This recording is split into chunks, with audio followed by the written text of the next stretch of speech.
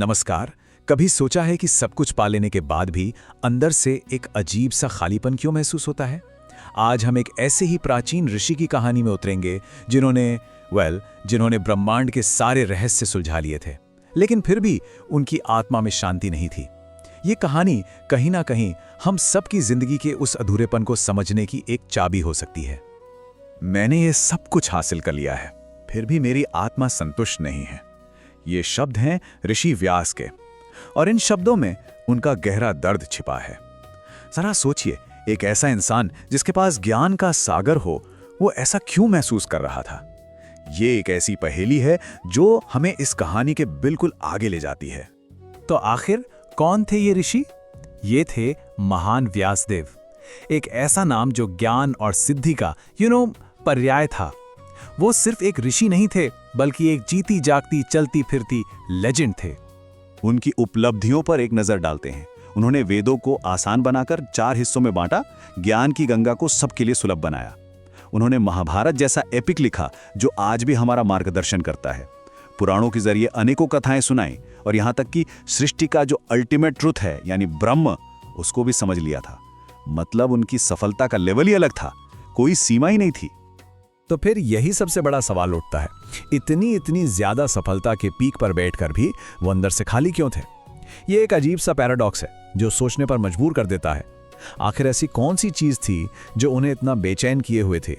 और तभी जब व्यास अपने इस दुख में डूबे हुए थे, एक दिव्य प्रकाश की तरह आगमन हुआ देवर्षि नारद का। वो सिर्फ एक मेहमान नहीं थे, बल्कि एक कह सकते हैं स्पिरिचुअल डॉक्टर थे जो व्यास की आत्मा के इस रोग का इलाज करने आए थे। और नारद ने जो डायग्नोसिस किया वो हैरत अंगेज तौर पे बहुत सिंपल था। उन्होंने कहा कि व्यास, समस्या ये नहीं है कि आपने क्या किया है, समस्या ये है कि आपने क्या नहीं किया है। उनके महान कार्यों में एक बहुत जरूरी चीज मिस हो गई थी। इस बात को समझाने के लिए नारद ने एक बहुत ही खूबसूरत एनालॉजी दी। उन्होंने समझाया कि वो ज्ञान जिसमें ईश्वर की महिमा ना हो, वो एक ऐसी जगह की तरह है जहां सांसारिक कौवे इकट्ठे होते हैं, लेकिन जिस ज्ञान में भक्ति का रस होता है, वो पाक हंसों के लिए एक साफ सुथरी निर्मल झील की तरह है। सोचकर देखिए कितना गहरा अंतर है इन दोनों में। तो आखिर वो खोया हुआ एलिमेंट क्या था? वो कौन सी ऐसी मैजिकल की थी जो व्यास के इस अधूरेपन का ताला खोल सकती थी? नारद ने अब इस रहस्य से पर्दा उठाया। वो मिसिंग इंग्रेडिएंट था भक्ति, यानी कि सिर्फ ज्ञान नहीं बल्कि प्रेम, सिर्फ इंफॉर्मेशन नहीं बल्कि डिवोशन। भक्ति का मतलब है अपने हर काम, हर शब्द, हर विचार को परमात्मा को समर्पित कर देना। यही वो डिवाइन टच था जिसकी कमी व्यास को महसूस हो रही थी। और यहाँ नारद एक बहुत ही जरूरी बात कहते हैं। वो बताते हैं कि अगर किसी किताब में प्रेम और भक्ति है ना, तो उसमें ग्रामर की छोटी मोटी गलतियां भी मायने नहीं रखती।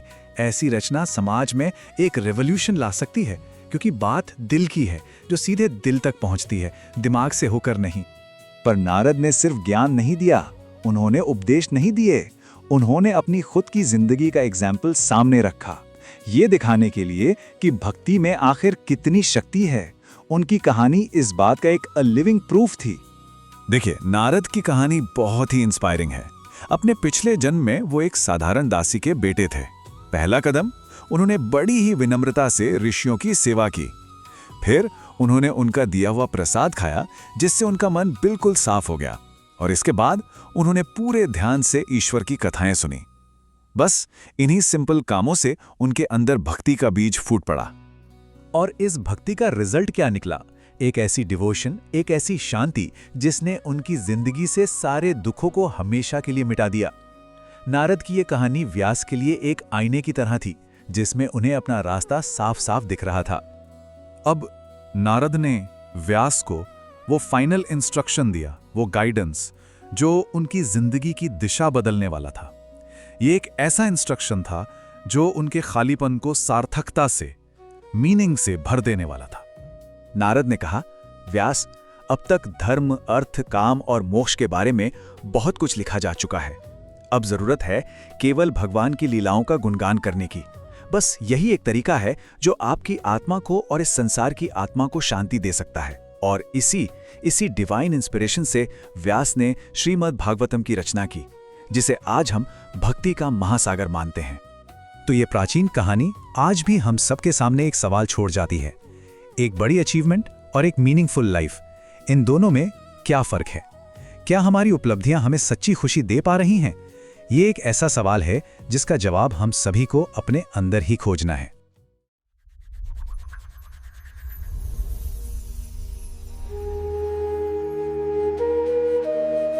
आज की चर्चा का स्वागत है। आज हमारे पास श्रीमद् भागवतम के पहले स्कंध के 5वें अध्याय से एक बहुत ही दिलचस्प संवाद है। हाँ, व्यास और नारद के बीच। और ये संवाद एक ऐसी स्थिति में होता है जिसे समझना, मुझे लगता है, हम सबके लिए बहुत जरूरी है। बिल्कुल, सोचिए किसी ने अपनी जिंदगी का सबसे बड़ा काम, अपना मैग्नम ओपस पूरा कर लिया हो, महाभारत जैसा ग्रंथ। हाँ, महाभारत, जिसे ज्ञान का महासागर माना जाता है, और उसके बाद भी वो इंसान खुश नहीं है, बेचैन है। उसका मन बेचैन है। और यही हाल है महाज्ञानी व्यास का। ये तो आज के जमाने की सक्सेस विदाउट सेटिस्फैक्शन वाली पहेली जैसी लगती है। बिल्कुल, सब कुछ हासिल करने के बाद भी एक खालीपन महसूस करना। तो आज हमारी कोशिश यही समझने की होगी कि इतनी बड़ी कामयाबी के बाद भी व्यास क्यों दुखी थे, और देवर्षि नारद ने उनकी इस बेचैनी की क्या वजह बताई, और इसका इलाज क्या सुझाया। हाँ, ये सिर्फ एक पौराणिक कहानी नहीं है, यह हमारी अपनी जिंदगी में पूर्णता और संतुष्टि की खोज के बारे में है। उस हर इंसान के लिए है जिसने कभी सोचा हो कि मैंने सब कुछ तो कर लिया, फिर भी कुछ अधूरा क्यों लग रहा है। सही कहा। तो चलिए इस संवाद की परतों को खोलते हैं। कहानी शुरू होती है जब नारद अपनी वीणा बजाते हुए, मुस्कुराते हुए व्यास के पास पहुंचते हैं। और पहुंचते ही वो कोई छोटी मोटी बात नहीं करते। नहीं, सीधा एक बहुत गहरा सवाल पूछते हैं। हाँ, वो व्यास से पूछते हैं, हे महाभाग, क्या आपका शरीर और मन अपनी आत्मा से पूरी तरह संतुष्ट हैं? देखिए, ये आप कैसे हैं पूछने जैसा तो बिल्कुल नहीं है। नहीं, ये एक मनोवैज्ञानिक जांच है। वो सीधे उनकी आत्मा की संतुष्टि पर सवाल कर रहे हैं, जो बाहरी दुनिया से नहीं दिखती। और ये सवाल इसलिए और भी चुभता है क्योंकि नारद तुरंत व्यास की उपलब्धियों की लिस्ट गिनाने लगते हैं ना। हाँ, वो कहते हैं आपने तो सब कुछ जान लिया है, सनातन ब्रह्म का ज्ञान पा लिया है, और महाभारत जैसा अद्भुत ग्रंथ भी लिखा है जिसमें धर्म से लेकर मोक्ष तक हर विषय का सार है। फिर भी आप ऐसे शोक क्यों कर रहे हैं जैसे जीवन में कुछ हासिल ही ना किया हो? ये तो एक तरह से उन्हें आईना दिखाने जैसा है। बिल्कुल। Look at your resume, it's perfect, so why you feeling like a failure? और व्यास का जवाब इस बातचीत का दिल है। हाँ, वो कोई बहाना नहीं बनाते, नहीं, पूरी ईमानदारी से स्वीकार करते हैं। वो कहते हैं आपने जो कहा सब सच है, फिर भी मेरी आत्मा संतुष्ट नहीं है। वो कहते हैं कि मैं खुद अपनी इस असंतुष्टि की वजह नहीं समझ पा रहा, इसका कोई अव्यक्त और अगाध कारण है। मुझे लगता है ये बहुत हिम्मत की बात है, अपने फील्ड के शिखर पर बैठकर ये मानना कि I don't know what's wrong with me. और वो मदद के लिए सही इंसान चुनते हैं नारद। हाँ, वो कहते हैं कि आप सूर्य की तरह तीनों लोकों में घूमते हैं और हवा की तरह सबके मन के साक्षी हैं। आप परम सत्य से जुड़े हुए हैं, इसलिए आप ही मेरी इस कमी को पहचान सकते हैं। और यहीं से नारद का निदान, उनका डायग्नोसिस शुरू होता है, जो किसी को भी हैरान कर सकता है। वो ये नहीं कहते कि आप छुट्टी ले लीजिए या आपको आराम की जरूरत है। नहीं, वो सीधे समस्या की जड़ पे वार करते हैं। क्या कहते हैं वो कहते हैं, मुझे लगता है कि भगवान का निर्मल यश आपके द्वारा लगभग नहीं गाया गया है। ओह, मेरा मानना है कि वही ज्ञान या दर्शन अधूरा है जिससे परम पुरुष संतुष्ट नहीं होते। एक मिनट, ये बात थोड़ी चौंकाने वाली है। मतलब व्यास ने महाभारत लिखा है, हाँ, जिसमें भगवत गीता भी शामिल है। क्या वो काफी नहीं था? क्या नारद ये कह रहे हैं कि गीता में भगवान की महिमा का गान नहीं है? यह बहुत ही जरूरी सवाल है। ये तो बहुत बड़ा दावा है। देखिए, नारद ये नहीं कह रहे कि व्यास ने भगवान का जिक्र ही नहीं किया। उनका कहना है कि आपने धर्म, अर्थ, काम, मोक्ष, इन सब के बारे में विस्तार से लिखा, लेकिन भगवान की लीलाओं और उनकी महिमा को आपने अपने लेखन का केंद्र नहीं बनाया। अच्छा, वो चीजें साइड में थीं, मुख्य विषय नहीं थी। नारद के अनुसार ज्ञान का अंतिम लक्ष्य उस परम चेतना को प्रसन्न करना है, और अगर वो उद्देश्य पूरा नहीं हो रहा तो बाकी सब कुछ अधूरा है, चाहे वो कितना ही बौद्धिक क्यों ना हो। अच्छा, तो ये फोकस की बात है, प्राथमिकता की बात है। मतलब क्या आपके काम के केंद्र में वो दिव्य तत्व है या नहीं? बिल्कुल। और अपनी बात को साबित करने के लिए नारद दो बहुत ही शक्तिशाली रूपक, दो मेटाफर्स देते हैं जो आज भी उतने ही प्रासंगिक हैं। हाँ, पहला है कॉन्गो का तीर्थ। कौओं का तीर्थ, ये सुनने में तो बड़ा अजीब है। इसका क्या मतलब है? नारद कहते हैं, जिस साहित्य में बहुत आकर्षक शब्द हों, भाषा बहुत सुंदर हो, लेकिन उसमें जगत को पवित्र करने वाले श्री हरि का यश न हो तो वह उस तीर्थ के समान है जहाँ कौवे आनंद मनाते हैं। कौवे आनंद मनाते हैं? हाँ, वो आगे कहते हैं कि मानसरोवर के हंसों की तरह जो ज्ञानी भक्त होते हैं वो ऐसी जगह पर आनंद नहीं लेते। वाह, ये तो आज के कंटेंट पे एक बहुत बड़ी टिप्पणी है ना? तो क्या इसका मतलब ये है कि आज के जमाने का कोई बहुत बड़ा बेस्ट सेलिंग नॉवल या कोई ब्लॉकबस्टर मूवी अगर उसमें कोई गहरा नैतिक या आध्यात्मिक सार नहीं है तो वो नारद की नजर में कौओं का तीर्थ ही कहलाएगा? बिल्कुल। भले ही उससे करोड़ों लोग पसंद करते हो। आपने बिल्कुल सही नस पकड़ी है। नारद यही कह रहे हैं। वो पॉपुलर और प्रोफाउंड के बीच का फर्क बता रहे हैं। अच्छा। कौवे हर जगह मिल जाते हैं और शोर मचाते हैं। वो सतही चीजों से आकर्षित होते हैं, लेकिन हंस विवेक के प्रतीक है। वो गहरी और शांत झील खोजते हैं।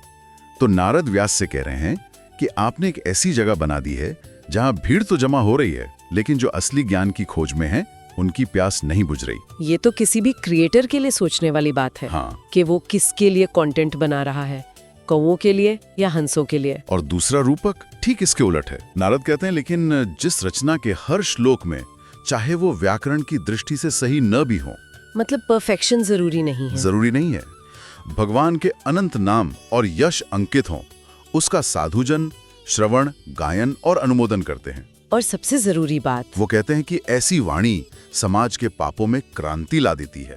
मतलब यहाँ ऑथेंटिसिटी को पॉलिश से ऊपर रखा गया है। बिल्कुल।